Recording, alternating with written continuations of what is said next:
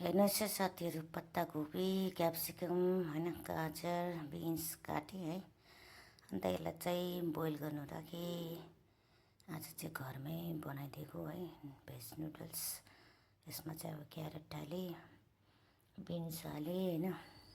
जो पहिला अलिक मोटो खालको हुन्छ नि त्यो क्याप्सिकम मैले नमक लाएर यसलाई पकाइदिएँ होइन। अन्त पत्ताकोपी चाहिँ बादमा हालेको।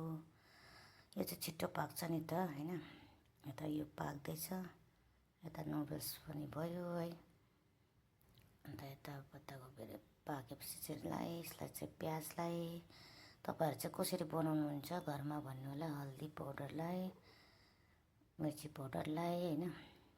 अन्त अलिकति धनियाँ पाउडर, नमक लाएर यसलाई पकाएर यसलाई टमाटर हाल्दै, क्याचअप चाहिँ मलाई हाल्दैन, टमाटर ग्रेट गरेर होइन हालिदिन्छु।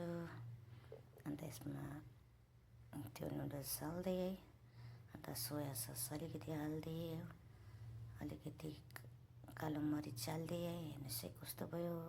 तपाईँहरूलाई खाएको लागेन। अलिकति खोर्सानी काटेर चप गरेको, अनियन, अन्त लेमन हालिदिएँ। तपाईँहरूलाई चाहिँ कस्तो लाग्छ रेसिपी भन्नु होला। तपाईँहरू चाहिँ नि कस्तो प्रकारले बनाएर खानुहुन्छ कमेन्टमा भन्नु है त नबिर्सी।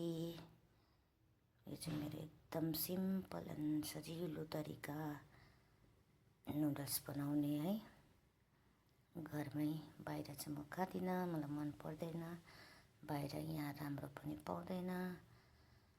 कस्तो लाग्यो तपाईँहरूलाई? Okay, thank you for watching my video मन परे लाइक कमेन्ट गरिदिनु होला, मिठो खालके होइन।